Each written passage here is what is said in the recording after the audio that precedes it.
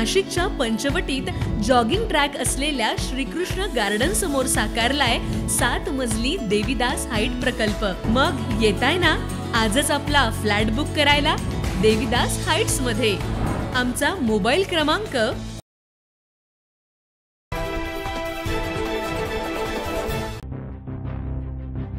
वैफल्यग्रस्त police पित्यानं आपल्या अवघ्या 7 वर्षाच्या चिमुरडीचा खून करून स्वतः आत्महत्या केली।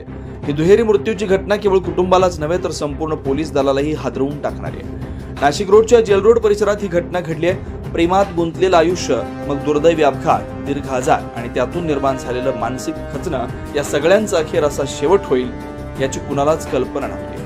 नाशिकच्या उपनगर पोलीस ठाण्यात कार्यरत असलेल्या पोलीस कर्मचाऱ्यानं आपल्या 6 वर्षाच्या चिमुरडीचा गळफास लावून खून केला आणि त्यानंतर स्वतःही गळफास घेऊन आत्महत्या केली। पोलीस शिपाई स्वप्नील गायकवाड वय 34 यांनी आपल्या 6 वर्षीय मुलगी भैरवीचा गळा ओढून खून केला आणि नंतर स्वतः गळफास घेऊन आत्महत्या केली। ही घटना 24 जून रोजी संध्याकाळी 5:30च्या सुमारास नाशिक रोडमधील योगमळा मॉडेल कॉलनी येथील त्यांच्या राहत्या घरी उघडकीस आली। 1.5 वर्षापूर्वी स्वप्नीलचा दुचाकी अपघात झाला होता। या अपघातात डोक्याला गंभीर दुखापत झाल्यानं तो काही काळ कोमात होता। शरीरानं बऱ्या झाल्यानंतर मनावरचा ताण वाढू लागला आणि त्याच काळात त्याच्या वैवाहिक आयुष्यातही कटुता वाढली। प्रेमविवाह करून संसार सुरू केलेला स्वप्नील पत्नीशी सुरू असलेल्या वारंवारच्या वादांमुळे मानसिकरित्या खचत गेला। काही महिन्यांपासून पत्नी वेगळी राहत होती आणि मुलगी भैरवी त्याच्यासोबत राहत होती। स्वप्नीलचं आयुष्य अपघातानंतर उद्ध्वस्त झालं होतं, मात्र त्यांनी मुलगी भैरवीसाठी पुन्हा उभं राहण्याचा प्रयत्न केला। पत्नी वेगळी राहत असतानाही भैरवी त्याच्यासोबत होती आणि नुकतंच तिचं ऍडमिशन जेल रोडच्या अभिनव शाळेत करून तिचं शिक्षण सुरू करण्याची तयारी सुरू केली होती। पहिलीच्या वर्गात तिचे ऍडमिशन करण्यात आलं होतं, पण दुर्दैवानं भैरवीचं ते शाळेत जाण्याचं स्वप्न कायमचं अर्धवट राहिलं। पोलिसांच्या प्राथमिक अंदाजानुसार अपघातानंतरची मानसिक व शारीरिक खालावलेली स्थिती, कौटुंबिक कलह आणि नैराश्य यामुळे स्वप्नीलनं हे टोकाचं पाऊल उचललेलं असावं।